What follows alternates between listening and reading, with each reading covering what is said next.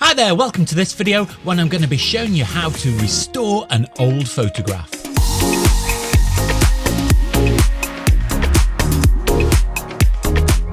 So quite often I've been asked by family members to restore an old photograph, and it's a really enjoyable process. There's quite a few steps involved. So what I'm going to do in this video is I'm going to take this old photograph here that I borrowed from my mother-in-law. It's actually a picture of her mother, and as you can see from the photo itself, it was taken in approximately 1936. So what we're going to do is I'm going to turn this photograph into this photograph, and I'm going to talk you through all the steps that I go through during this video. So sit back, enjoy this video, because I know that I'm going to help you to enjoy your photography.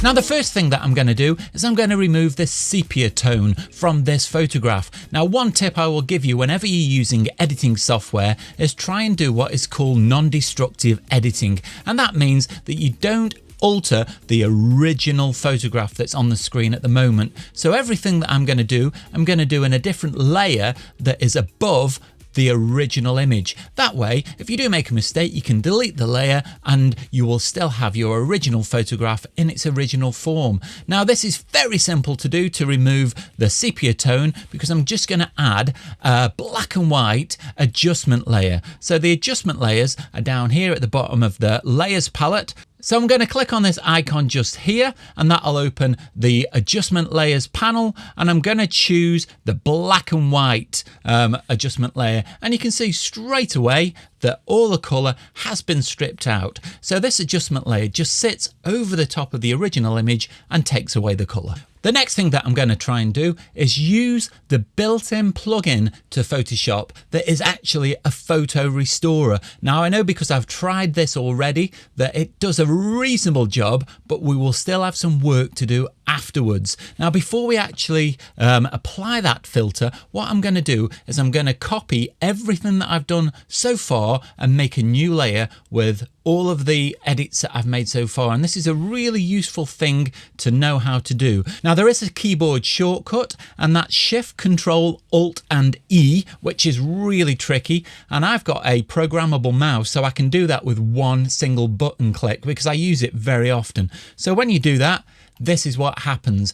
Everything that's been done so far is copied onto a layer on its own, and that's where we're going to apply the restore filter. So if you go up to the filter menu at the top of the screen and get the drop down menu, then you're looking for the neural filters.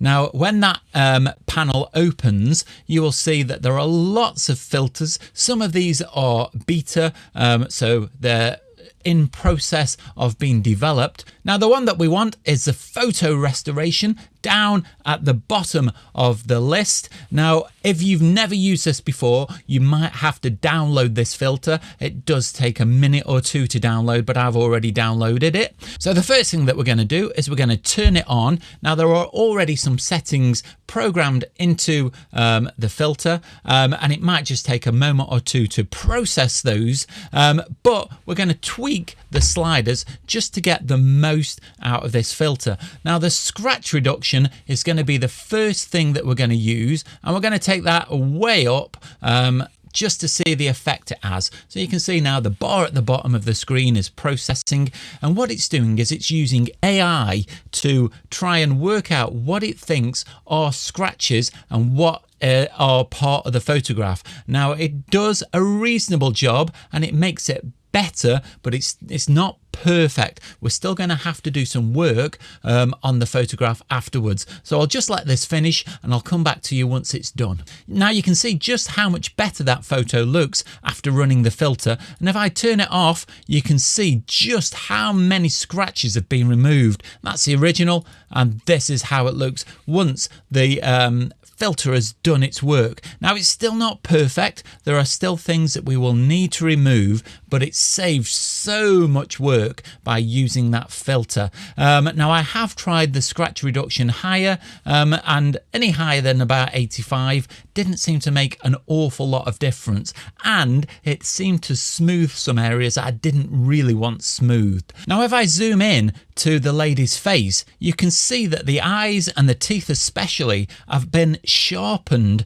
and that's come through the face enhance. Now if I slide this slider all the way up to the top, you can see how they get sharpened even more, but it seems to not quite fit with the rest of the image. They're almost too sharp, and the way that this happens is that there's an AI as part of this filter that uses its knowledge of faces to add extra information and really make those teeth and eyes super sharp, and it really does make a difference. But when it's so strong up at 95, it's just too much because it feels out of place with the rest of the image. So I'm just going to dial that back until I feel happy with the amount of sharpening that has been applied to those areas without it looking completely false. And I find that around 50 is about right. So the next thing that we're going to do is we're going to tackle the edges of this photograph, and this will have the added advantage of removing the words that somebody has drawn with pen at the top of the image as well. So for this we're going to use the crop tool, that's just up here.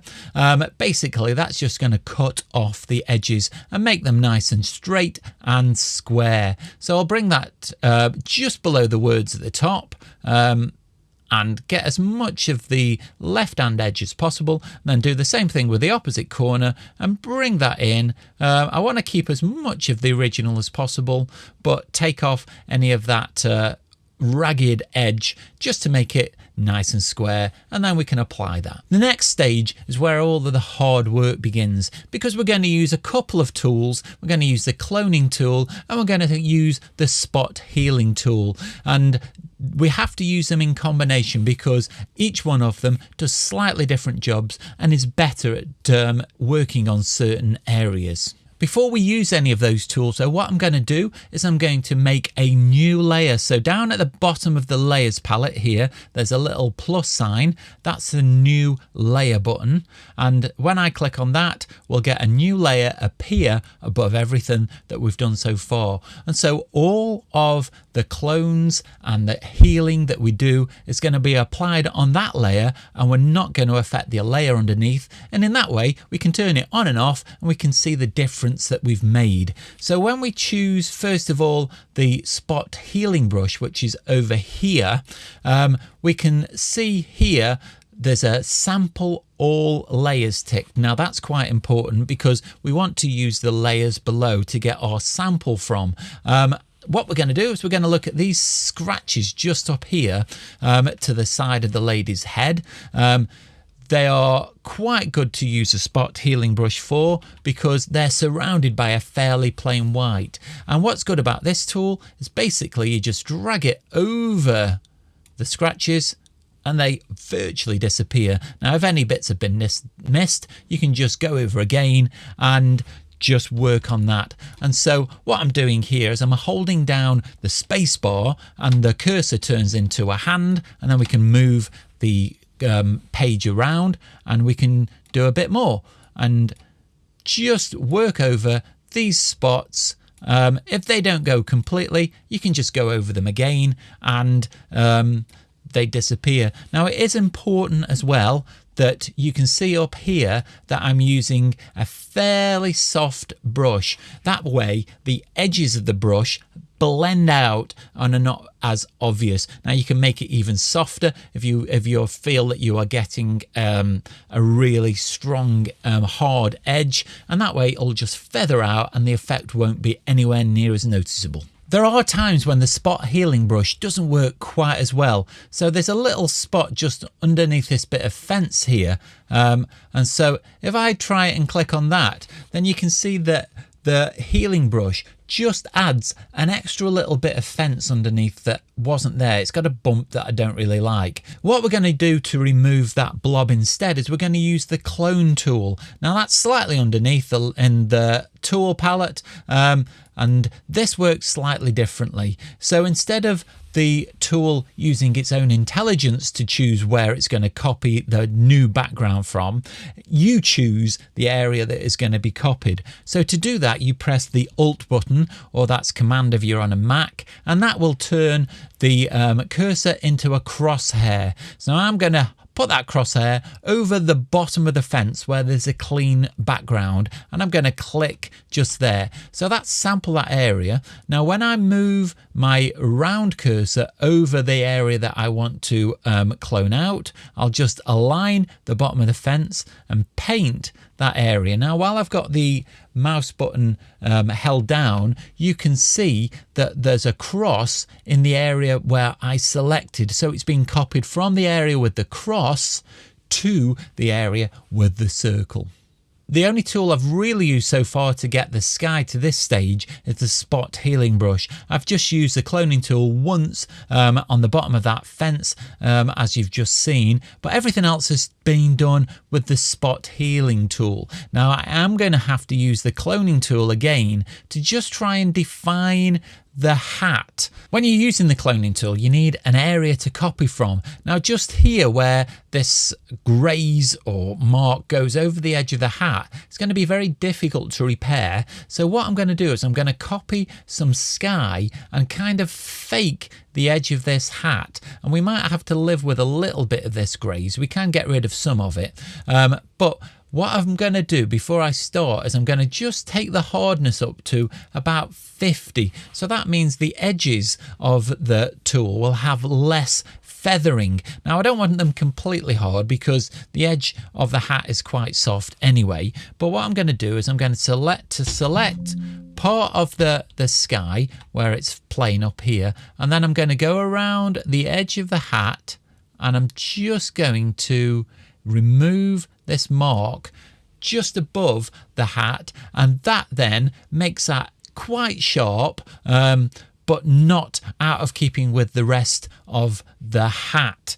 Now if I just choose another area, I can then remove this other bit of a mark, and then we've got quite a good sharp hat, and if you see the difference, that is quite believable. Now all I'll do is I can use some of this area here from the hat. Just what I'll do before I paint that is I'm going to take the hardness back down to 0, and then I get a nice soft edge, and I'm going to try and just paint in some of this same pattern from this clean area here onto the hat without going over the edge, just so it cleans up that mark. And I'll probably leave this bottom bit because that could be part of the design of the hat. Now I think it's actually a little bit of a scratch, but just here there does look like there's a crease in the hat that goes up, so I think when we zoom out that could be actually part of the design of the hat. The last area that I'm just going to highlight before I go ahead and completely do all the rest of the cloning is this mark here that looks like there's been some water damage or some kind of liquid's got onto the photograph, but because of the pattern of the dress again, it's really easy to clone out. Here we've got a great edge against this grassy background, so if I just choose an area here where it's nice and clean, and then come in and make this a little bit bigger so I can line up the edge of the dress really easily. I can just paint down the edge of this dress here, and that sharpens all of that up beautifully. So we've removed all of that edge, but it's still believable, and we don't get any repeating cloning patterns because it's just the detail is so small that you don't really notice the repeats. Now as we get down to this bit here, then we want to try and replicate these creases. So what I can do is if I use this crease that comes down here, I can take a selection from there, and then when I paint on that area, it then looks much more believable because this crease that comes down extends as if it would naturally naturally. So choosing the correct area to sample from is really important. So what I'm going to do now is I'm going to go around the rest of the image doing that technique, either using the clone tool or the spot healing brush. Now, to be fair, I think for the rest of this image, I'm probably just going to use the cloning tool because I've got more control where I take the selections from, and then I'll show you the end result in a few minutes when I've had a bit of chance to work on it. So I've spent quite a little bit of time cloning now, possibly about half an hour. And so this is the before, and if I turn the cloning layer on, you can see a massive difference. So most people would be happy to leave this image as it is, and to be fair, I'm quite happy with it in its current state, but I do think that we can get a little bit more detail out of it. Now, to do this, I'm going to use a plugin called Luminar Neo. Now, you do have to buy this additionally to Photoshop, but I use it so much that I get my money's worth out of it whenever I'm editing photographs. Now, the first thing that I'm going to do is I'm going to copy all of the layers into one layer again using the Shift Control Alt and E, or the button that I've got programmed onto my mouse, and so all of those layers get copied and pasted into a new layer. So we can apply the plugin to that. So if I launch Luminar Neo now, we can do the enhancement and some sharpening as well to this image. Now, the sharpen function really quite a bit of difference. So when we get into Luminar Neo, the first thing we're going to do is click the Edit tab, and then we're going to put a little bit of enhancement on this image. That makes quite a bit of difference. Now, you will see that in certain areas, particularly in the sky, in the bits that I didn't paint over around the edge of the woman, we get a little bit of enhancement that I don't really want. And so what I can do is I can apply a mask. So if I take the brush and I just paint over the lady and her suit, that's really the only area that I want to get enhanced. And that makes quite a little bit of difference. She just stands out that little bit more.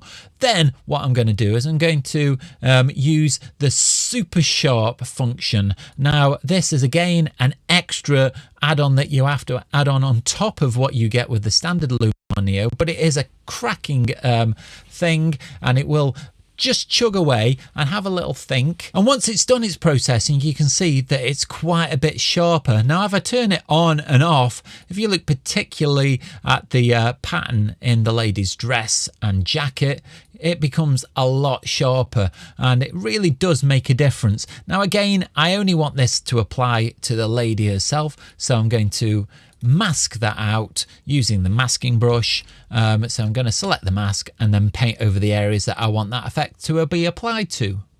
I've painted the mask onto the area that I want sharpening, and what I've done is I've just taken the strength of the sharpening down a little bit, because I felt that when it was up at 100%, it was just a little bit too much. So if I had taken it down to just high 60s, I think it's a little bit less harsh, but it's still really effective. But what it has done is it's just highlighted a few bits, just say down here on the bottom of the dress, and just here where I've missed a bit of cloning. So I'm just going to go back into Photoshop and just tidy those areas up. I don't know whether you can tell from this image that it's actually quite grey.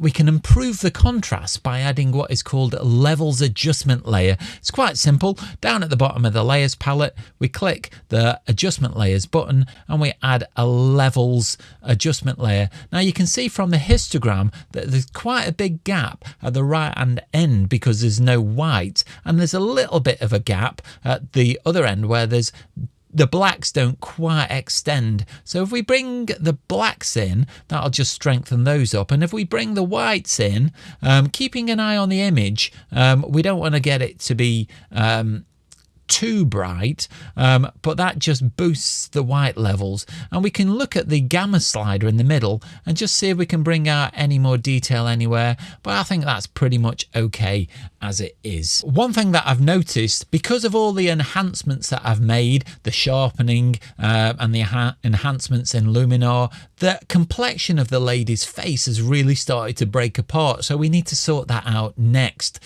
So what I'm going to do is I'm going to make a copy of that layer above using the Shift Control Alt an E technique. That's made the new layer above, and then I'm going to apply a Gaussian blur to that layer, and I'm going to do that at about 8 or 9 pixels just to blur out that layer, and click OK. So what I'm going to do is I'm going to apply a layer mask over the top of that.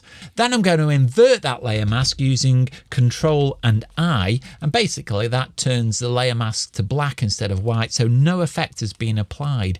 But what I can do is I can paint white onto that layer mask, and that will apply the blur in the areas that I want. So I'm going to start off with the brush at 100%, and I'm going to paint over the area of the skin that's become really blotchy, and just smooth out that area of skin. There's some areas on the neck as well that is a little bit blotchy, so I'm going to paint out all of those really blotchy areas. I'm making sure that I don't apply this to the areas that I want to stay sharp, such as the feature lines around the mouth and the eyes, and the areas of the nose where there is some sharp shadow. But you can see now that that really starts to jump out as being a little bit too strong because of the photo filter that applied the detail to the features. They become now really unnatural and are far too sharp. So if I take down the opacity down to about 20%, I'm just using the number keys to select 20%. Now I can start to paint over those areas, and that'll just add a little bit of blur to those areas around the eyes, the mouth, and the edge of the nose. And you can have a look at it. Now it's very subjective, you're doing it by eye. So I've applied 20% to that. I think I'm going to apply another 20% to that, and just soften them up again until you're happy that the whole thing blends in.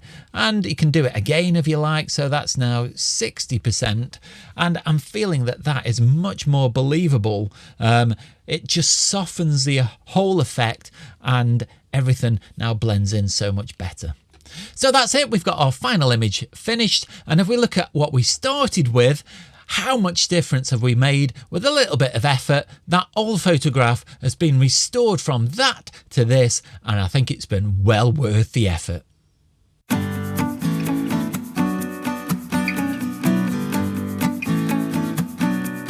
Well, I do hope you've enjoyed that video and have found my instructions fairly easy to follow. If you do have any questions, then you can always let me know, and I can try and clarify anything that I didn't make clear. But what I'm going to do now is I'm going to print out this photograph, and I'm going to give it to my mother-in-law, and I know that she's going to be really happy because the original photo was really not very good, and I've massively improved it, and I know that she'll be really pleased. If you have enjoyed this video, then do let me know down below in the comments, or nip over to my Vero account, that's at Oakden Photography. You can leave me your comments there, and you can also see lots of my photographs. Now, if you like what I do on the channel and want to help support me to make future content like this, you can also visit my Teespring store. There I've got a range of merchandise on offer, so head off over there because a purchase really does help me out, and it's very much appreciated. And also, don't forget the super thanks button as well. But you don't have to spend any money at all to support the channel. You can do that simply by clicking like, subscribe, and the bell notifications, because it really helps me out and it makes sure that you don't miss out on any future content. Watch out for next week's video, that goes live on Sunday. In the meantime, you can go and check out this video just up here. But all that's left now is to say, stay safe, and I'll see you soon.